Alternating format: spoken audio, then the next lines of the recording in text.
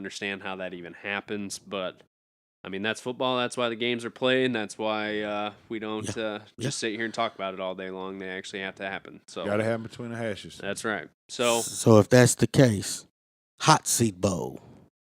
I'm actually, I will actually be all over Arkansas in this game. I don't think there's a chance that A&M wins. Really? Even after our past history, even after with that, A&M. even after yesterday. And I don't know if I actually said this. I thought TCU was a better team yesterday. I just thought, all in all, they were just you guys in every said, phase of the game. I don't think at any point in the game that they were scared. They were good to go. They looked like a confident team. They looked good. Like I said, looked good the first quarter and everything. I was not surprised to see that game go the way that it did. I would have obviously liked for it to be closer. 28-7 was a little bit. I think I had 31-28. Yeah, it was a little bit more one-sided than I originally thought. But yeah, even after this week, I watched the UCLA A&M game. I wasn't overly impressed with what A&M brought. I actually thought I couldn't believe that UCLA got down as bad as they did. It's a quarterback. Yeah, for sure. Starkle was. I was A&M's very quarterback's out, right? Yeah, right. he's out. But that's the reason why UCLA come back. If he wouldn't have got hurt, UCLA wouldn't have came back. And don't get me wrong, I'm not discounting the 2 weeks that they're going to have now. I think A&M played next week. Last week. I think they play next week too. Oh yeah, because we have the bye. Well, we have a bye this week, so I know that we'll be sitting at home studying. And I want to say, what's Bielema out of the bye? He's good out of the bye, if I remember correctly. I think so. Like 4-0. I think or so. 5-0 or something. But Kevin Sumlin he's undefeated. He's 5-0 against us. Yeah. I in all honesty, A&M. Out of all my, if I were to put a confidence pick, and I'm saying putting a confidence pick like over Coastal Carolina, like with the remaining schedule, I would say like this would be up there with Coastal Carolina and New Mexico State. Like I feel, I was upset with how they played yesterday, but overall, I don't think that was them. I just think they got beat by a better team.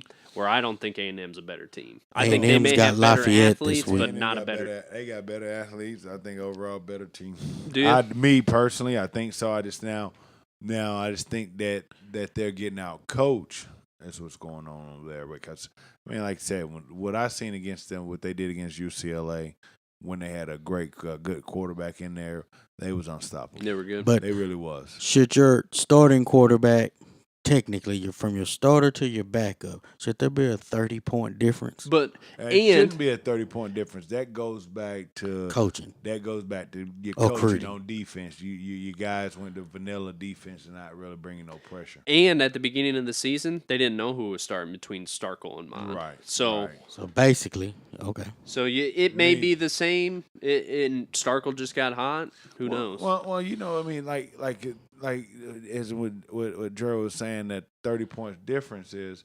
With a 30-point difference comes that the defense let down. Offense didn't get no movement, but the defense let down. I mean, the offense could have stayed out. The coaches could have kept them out there long enough to run that clock down. So let me spin this back to you. So I'm sure there was a quarterback that went down in both of your guys' careers. What's your thought as the middle linebacker? You know, what is your original thought? Clint was down. Clint down, it was going to be a long game. You know what I mean? It's going to be a long game because, you know, at that time, our backups, I mean, we didn't really have a solid backup. I mean, so what's the conversation like coaching-wise when your starting quarterback goes down? Like, what do coaches come tell you? They just come to defense and, guys, we need you to get us one. Hold one. And need you to get one then turnover. From an offense perspective, you're sitting over there. The playbook was like this, right? Yeah. It probably just went right there. Yeah. I mean, that's just with those coaches. And it's the coaches. I mean, the confidence that they have in the players. If your coaches have confidence in that and they running the scheme right, I bet you would have seen Eno's playbook would have stayed open wide. Yeah.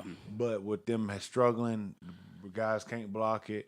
You know, Eno, so he's sitting there like, man, what am I going to do? Everything I call, offensive line can't block it. He probably had a play. Yeah. He's got it first down, second down, third down, maybe even a fourth, some trick plays. He's probably thinking, I got 30 plays, right, coming in, at least 30. Or it's going to look like 30 with different formations. coming out of that first quarter, he's probably like, I got 10. 10. Betcha. And maybe 1 or 2 audibles. He probably that thing probably shrunk to 10 plays just like on that. what he had. Just watching protection, running game, receivers running wrong routes or whatever. He's probably like, I got 10 plays. I got to change it up. So back to now that we jumped around, back to the original. I predict that they take it. And is that I predict an Arkansas and W. You sounded pretty confident. And I feel pretty good about it by at least 7. I'm not going to get all crazy and be like, oh, they're winning by 20. Is that because you really think Arkansas is better, or are you saying it's been 5 times they're due? They're due. I think A&M is about to be a dumpster fire. And I don't think I think someone's either gone in the middle of the season or by the end of it. So I think something along your lines. I think there's something going on program-wise, and I think that spills over into the field. So you got Arkansas by 7. I just have a hard time. Granted, I know that we did it twice last year, losing 21-point leads. But I just don't see... I don't think Arkansas can. I just don't see them losing to A&M. And I know I'm not giving a ton of facts other than true freshman starting quarterback. You're due. Something's going on in the program. I know I'm not really pointing to any sort of X and O there, but I just think there's other distractions going on that at A&M that probably aren't happening here. That just. Makes the water much more clearer to traditionally, me. These games go into the fourth quarter with something crazy happening. Or you can't stop Trevor Knight right in 1 minute and 30 seconds going into halftime. I think coming off a bye week, I'm going to go Hogs too. I think Brett's got to make it happen. He's got to. Me, I'm going with A&M.